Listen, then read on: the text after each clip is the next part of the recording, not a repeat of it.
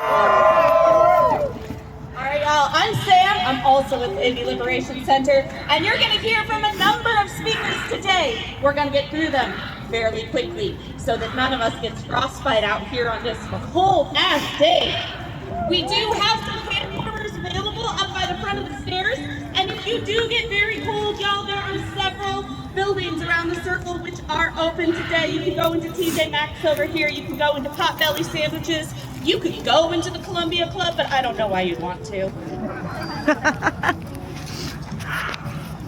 Okay, we're going to start with Eli from Anser, Indiana, who will speak on the current ceasefire in Gaza.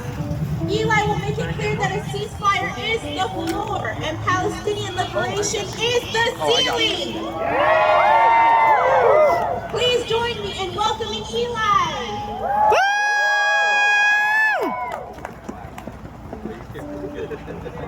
Hi everybody, my name is Eli. I've been organizing with ANSWER, which stands for Act Now to Stop War and End Racism. We're here today for an inauguration, but it's not Trump's inauguration.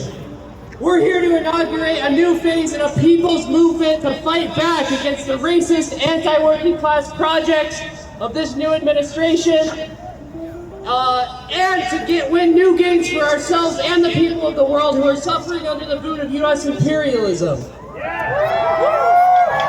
Many of us have been out here in the streets and in our own spaces organizing and educating for Palestine for the past 15 months. This ceasefire in Palestine does not mean an end to the genocide and ethnic cleansing. Israel continues to besiege and starve Gaza.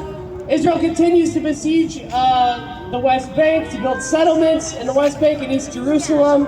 But the difference from 15 months ago is not only that the Palestinian struggle not only that the Palestinian people have lost hundreds of thousands of people killed or injured, but the struggle has also advanced. Israel is now a pariah state, and people around the world stand with the Palestinian people in their righteous struggle for freedom. This ceasefire deal came about, we can talk about which politician, this or that, had whatever motivations. If Trump played a part in it, obviously it wasn't because he cares about the Palestinian people, but just because he wants to win points for himself.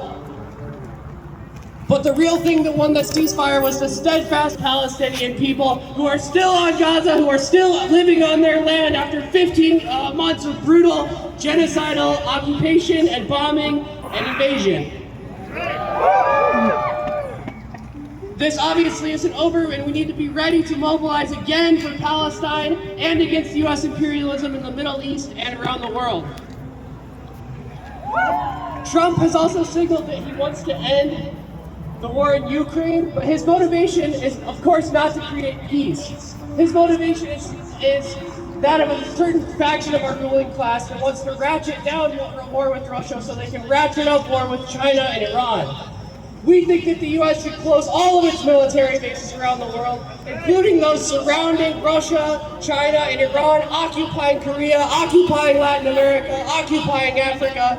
It's time for our national agenda to be peace and development, not war and destruction. And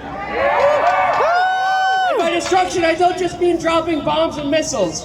I also mean sanctions and coups. What are sanctions but war in a different form against the civilian people of a country?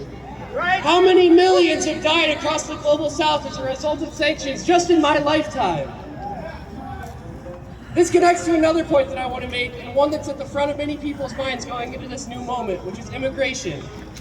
Democrats like to talk about how immigrants are welcome here and how they boost the economy, which is hypocritical given that Democratic presidents have deported as many or more undocumented people than Republicans. But what they don't like to talk about is why those immigrants are here in the first place. Many of those immigrants are here because and only because of U.S. imperialism. Nicaragua, Honduras, El Salvador were all victims of U.S. imperialism, which sent death squads in the 70s and 80s to suppress people's movements. I'm a teacher, and many of my students come from those countries. They're not happy to be here. They don't believe in the American dream. They're here because of the economic and military destruction imposed on their country by our ruling class. We can also think about NAFTA. which hollowed out the agricultural base of Mexico in the 90s by undercutting the prices of corn and other crops, and forced millions of small farmers to flee here to the United States to make a living. And we can also think about Cuba and Venezuela, which to this day are suffering economic devastation because of the economic blockade imposed on them by the United States.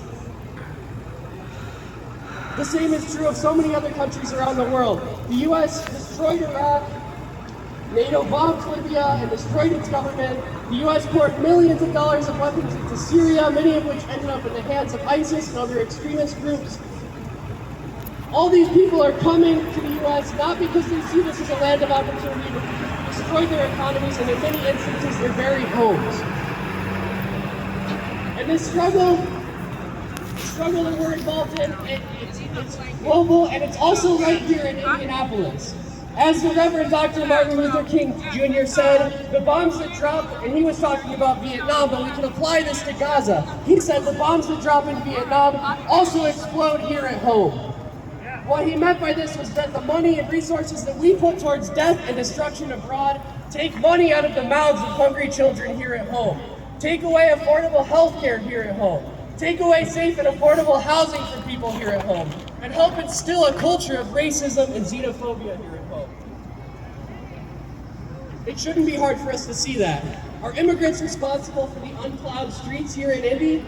Are immigrants responsible for gunning down innocent black men in our streets like Gary Harrell, Dre'Jon Reed, Freddie Davis, right here on the streets of Indianapolis? No, that's IMPD. Are immigrants trying to defund our public schools, take away housing and nutrition benefits, cut life-saving programs like Medicaid and Medicare? No! That's Democrat and Republican politicians here in Indianapolis. That's our billionaire class who are now packing into administration. But Trump can only deport immigrants if we, the people, allow him to.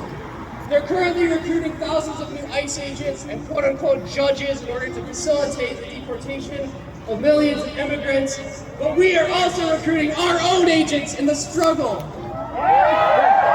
who can